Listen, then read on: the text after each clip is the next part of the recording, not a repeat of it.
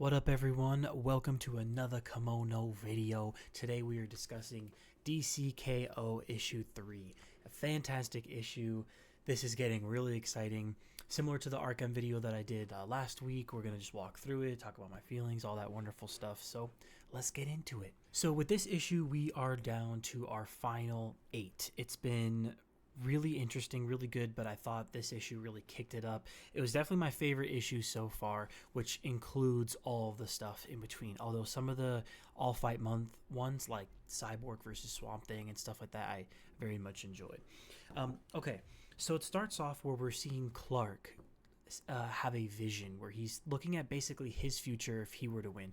A very nice, peaceful society where everyone's really happy and, what you would expect from, Superman to create. But he ends up waking up and it's just like a vision that he's having, and it gets revealed that everyone else is also having a vision of what they would create. So Cyborg has like a techno utopia, Wonder Woman has a universe of truth, Joker obviously has like a black laughing void, Aquaman with the Kingdom of Peace, etc. They all have their own visions, but they wake up and it's time to start the fights. Now this I thought was really interesting. So instead of doing more one-on-one fights, they're doing 2-on-2s, but they're partnering up with someone of their choice, a fallen hero, similar to Darkseid pairing up with unique people, they said, or in one person's case, a hero or a person in general from any universe that you want. And he gets to choose that because he's generated the most Omega energy. Typical, it makes sense. He has that pure drive. Like everyone else is forcing themselves, pushing themselves to be dominant and put in that work, basically. Where Joker is just natural. He wants to take over everyone, So it kind of makes sense. So anyway, he chooses a mystery person. And then we get the matchups. So this is who's left. And then this is what the 2-on-2 matchups will be based off of how, who everyone chose. Very interesting. At first I was like, dang, Lex chose Supergirl. That's interesting. But, he's got a plan. And everything else was kind of made sense to an extent. You know what I mean?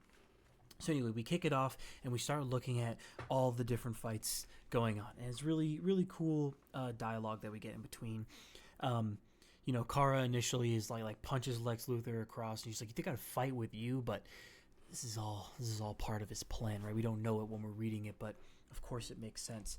Wonder Woman and Big Barda fighting, Cyborg and it was Connor, I believe. Now the first surprise to me, which I thought was so cool, because I'm like, who's Joker choosing?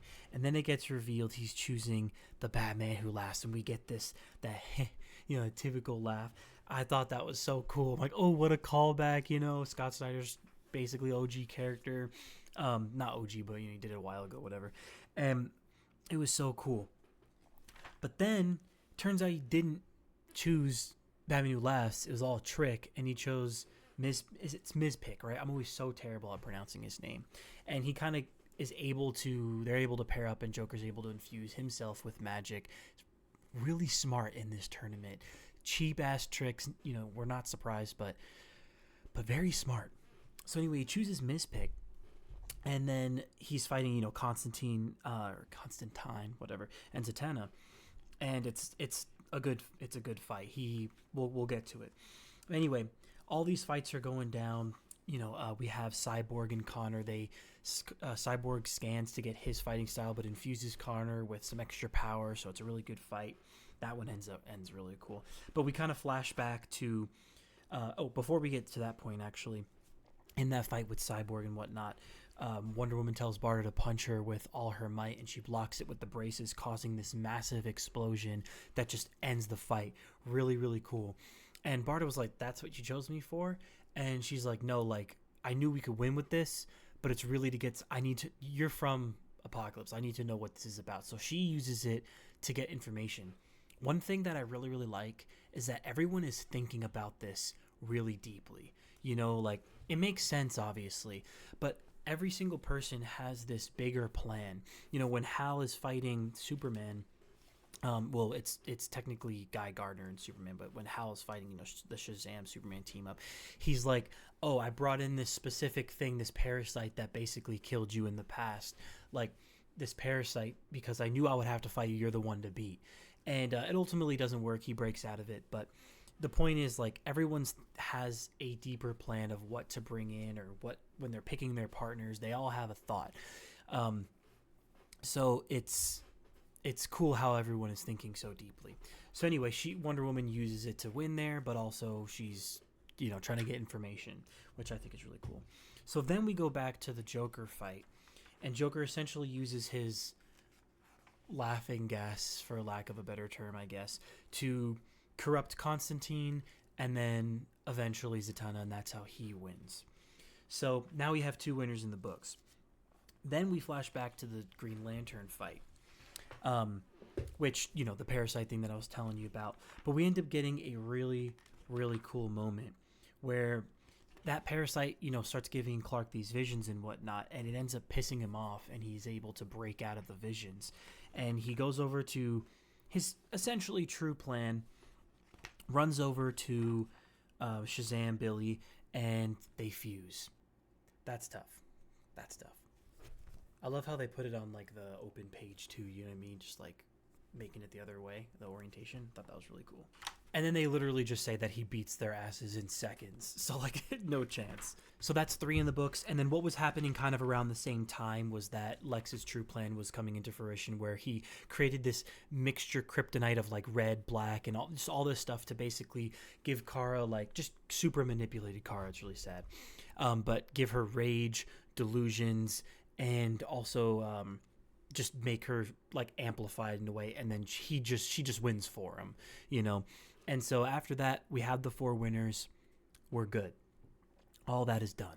So then they announce round 4. And if you've seen any of the solicitations or stuff that's going on, we know this, right? That the absolute, and we also saw it at the end of the first one, the absolute heroes are showing up at some point. It's been theorized, like, is it actually them that are getting pulled in? Are they copies? I've the whole time have been very convinced that they were copies, because not only do they have the red eyes, but it just doesn't make sense. There's nothing, absolutely nothing going on in the absolute universe that is tying to this. And also it makes sense, like, in this whole tournament and everything, including Night Fight, including that, like, it's all created realities by the heart. None of this is real, if you will. So he sends them to the absolute universe, and it's not actually it. It's a copy of that, and then that's where they get sent. So that's where we see them putting in the world that belongs to Darkseid, and it's like, okay, this is who you have to fight. And it's the trio, Batman, Superman, Wonder Woman, and then we also have Booster Gold, which, Booster Gold got sent to the absolute universe, blah blah, but I think it's really Darkseid. We know that from what's been going on, where Darkseid is in Booster Gold's form, is fighting all the people that are keeping the tournament intact and everything like that. And we know it's him, really. So he took over his body. Basically, I don't know if it's going to be a 4v4 or it's a solo, like, 1v1 fights. We'll have to see what goes on. But basically, they're going to fight this quad team, in some form of the absolute universe people. And then we also see on this last page as well, like, they look pretty corrupted. I feel like now this settles it for me. We understand what's going on, especially with more absolute comics dropping since then. That's what's going on there. But regardless of all that and the theories and everything, that is really sick. I was really happy. I think this is going to be so cool. DCKO number 4 is going to be awesome. And I imagine number 5 is going to be them settling in, whoever the winner is. I think it's going to be Superman. They're going to be settling in, creating everything. Going to be kind of an epilogue type of thing. Maybe we do get, like, a DCKO epilogue. Who knows? It's nothing in solicitations, but we might get surprised. But I assume that's going to happen in 5. And, yeah, we're going to be set. So that's basically the events of DCKO 3. I thought it was very interesting. I really liked the pacing of everything, how we are, kind of glancing between the various fights and how every fight went down, how much everyone is thinking. I think that's so cool.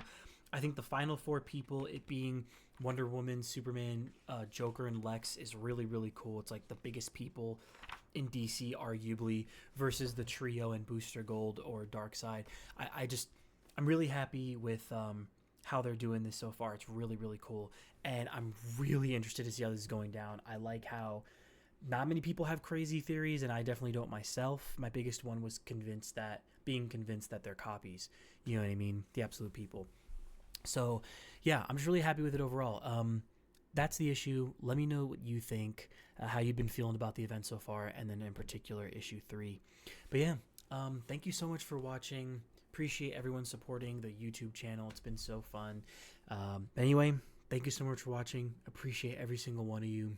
Take care.